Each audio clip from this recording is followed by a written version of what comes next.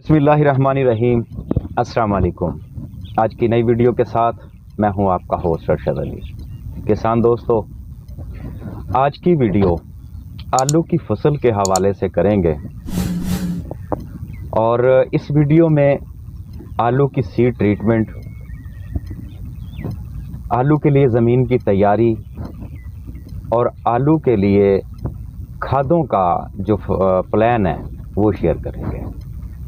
आलू की seed treatment क्यों ज़रूरी है? क्योंकि आलू बज़ाते खुद फंगस का घर है और ज़मीन में मौजूद बहुत सारी दुश्मन फंगसों की एक मरगूब ग़िज़ा है। और माहिरीन ने मार्केट में बहुत सारी फंजीसाइड आलू की सीड ट्रीटमेंट के लिए मुंतखब की हुई हैं। आप उनसे सीड ट्रीट कर सकते हैं, लेकिन यहाँ पे मैं अपना एक ज़ाती मौक़िफ़ बयान करूँगा। हो सकता है कि आपकी समझ में बात आ जाए। देखें कि कीमियाई ज़हरें अगर हम सीड ट्रीटमेंट में इस्तेमाल करते हैं तो इससे कुछ नुकसानात देखने को मिलते हैं। ज़मीन में मौजूद दुश्मन फंगसें इन फंजीसाइड ज़हरों के ख़िलाफ़ अपने अंदर क़ुव्वत मुदाफ़अत पैदा कर लेती हैं, जिसका हर साल ट्रीट करने के बाद असर कम होता जाता है। और इसका दूसरा बड़ा नुकसान ये होता है कि हमारी ज़मीन में मौजूद दोस्त फंगसें जैसा कि ट्राइकोडर्मा भी इन जहरों से किल हो जाती है। और ट्राइकोडर्मा देर तक हमारी फसलों का साथ निभाती है, जबकि ये कीमियाई जहरें, इनका प्रोटेक्ट पीरियड बहुत शार्ट होता है। उसके बाद दुश्मन फंगसें बहुत ज़्यादा तबाही उतारती हैं। इसके अलावा आलू का जो साइज़ है, इसके ऊपर बैड इफ़ेक्ट पड़ता है इसका, क्योंकि जिस तरह के मैंने पहले भी कहा है कि दोस्त फंगसों को ये किल कर देता है और अपना इसका प्रोटेक्ट पीरियड बहुत कम होता है। इसके बाद जब भी दुश्मन फंगसें हमलावर होती हैं तो जड़ों की जो हिफाजत है वो ज़्यादा देर तक नहीं रह पाती है और जड़ें मुतासर होने की वजह से या जड़ों की बेहतर ग्रोथ ना होने की वजह से हमारे आलू का साइज़ इंक्रीज़ नहीं हो पाता, क्योंकि आलू का बराह रास्त जड़ के साथ ताल्लुक़ होता है। तो मेरी राय ये है कि आप आलू की सीड ट्रीट ट्राइकोडर्मा के साथ करें। ये एक किसान दोस्त देसी फंगस है और देर पा ज़मीन में रहती है। तो ट्राइकोडर्मा से अगर आप आलू की सीड ट्रीटमेंट करते हैं, इसके 2-3 तरीके हैं। एक तो आप ट्राइकोडर्मा का महलूल तैयार करके सीड के ऊपर स्प्रे करें, या आलू को नमी लगा के आप इसका जो पाउडर है ट्राइकोडर्मा का वो इसके ऊपर स्प्रिंकल करें और उसको मिक्स कर दें।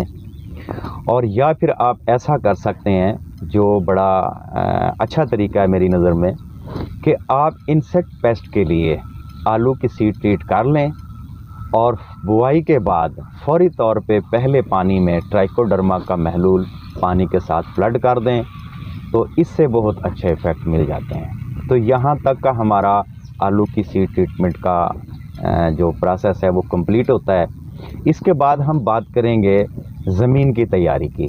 असूली तौर पे ज़मीन की तैयारी इस तरह होती है कि सबसे पहले आप अपनी ज़मीन को जुताई के बाद लेज़र लेवल करवाएं और इसमें ज़्यादा भी नहीं तो 2 से 3 ट्राली जो मुर्गी खाने की वेस्ट है ये लाजमी बखेर दें। इसके बाद गहरा हल चलाकर आप अपने आलू की काश्त कर सकते हैं। इसके अलावा अगर हम खादों की बात करें तो एक मैक्सिमम टारगेट मैं आपको खादों के इस्तेमाल का दे देता हूं और उसके बाद इसके इस्तेमाल का तरीका भी बता देता हूं। देखें कि मुख्तलिफ़ इलाका जात में हमारे माहिरीन ने ज़मीन की साख़त को मद्देनज़र रखते हुए खादों की मुख्तलिफ़ क्वांटिटी इस्तेमाल करवाई है और खादों के मुख्तलिफ़ सोर्सेज इस्तेमाल करवाए हैं।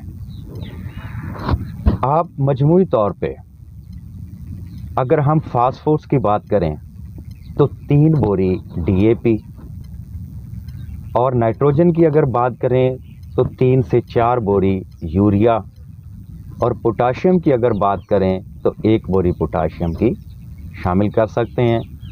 इसके अलावा आप माइक्रो न्यूट्रिएंट्स को लाजमी फोकस करें और 2 दफ़ा में, एक अवाइल में और एक आखिर में, 2 टच आपने माइक्रो न्यूट्रिएंट्स के लाजमी देने हैं। इसके अलावा आप बैक्टीरियाज का इस्तेमाल करें, वो बेनिफिटली हैं, आपके खादों की जो बचत भी करेगा और आपके खादों को फौरी तौर पे पौधों को अवेलेबल करवाएगा और ज़मीन की साखत को मुस्तकिल तौर पर बेहतर करेगा। ये आपके लिए बेहतर हैं और इन बैक्टीरियाज में बेहतर है कि आप एज़ोटोबैक्टर और एज़ोस्पाइरिलियम का इंतखाब करें, क्योंकि ये फ्री लिविंग्स बैक्टीरिया होते हैं और नाइट्रोजन फिक्सेशन बैक्टीरिया होते हैं। आप इनको फौकियत दें तो ये ज़्यादा बेहतर है। अब खादों के इस्तेमाल की अगर मैं बात करूं तो आपने बिजाई में सारी फास्फोर्स नहीं डालनी। आप 2 बोरी फास्फोर्स बिजाई के वक्त डाल लें, 1 बोरी को नेक्स्ट टाइम के लिए रखें, जो आपने 2 हिस्सों में तकसीम करके डालनी है। जर्मिनेशन के बाद जो पहला पानी आपने लगाना है उस वक्त आधा बैग डालें और आखिर में आखिरी पानी के साथ आधा बैग डालें। अगर हम नाइट्रोजन की बात करें तो कलील मिकदार आप बिजाई में डाल सकते हैं, जैसा कि आधी बोरी। बाकी सारी नाइट्रोजन आपने अगले पानियों के साथ मुख्तलिफ मराहल में डिवाइड करके डालनी है। पोटाशियम की अगर बात करें तो आधी बोरी आप बिजाई में डालें और आधा बैग आखिर के लिए महफूज करके रख लें। आखिरी पानी में आपने आधा बैग फास्फोरस के साथ आधा बैग पोटाशियम का मिक्स करके डालना है। यहाँ पे आपने माइक्रो न्यूट्रिएंट्स का टच करना है और यहीं पे आप बैक्टीरियाज का टच भी कर सकते हैं। ये मुख्तसर सा एक तरीका मैंने खादों के इस्तेमाल का आप लोगों के लिए बतलाया है। अगर आपकी समझ में बात आ गई तो बहुत बेहतर है। अगर बात समझ में नहीं आई है तो आप मेरे व्हाट्सएप ग्रुप में जो मैंने डिस्क्रिप्शन में लिंक दे दिया हुआ है, ज्वाइन करें और आप किसी भी किस्म का आलू का मुताल्लिका, फर्टिलाइज़र के मुताल्लिका, ज़मीन की तैयारी के मुताल्लिका आप सवाल पूछ सकते हैं। इंशाल्लाह फौरी रिप्लाई की कोशिश की जाएगी। आज की वीडियो में इतना ही, इजाज़त दीजिए। अल्लाह हाफ़िज़।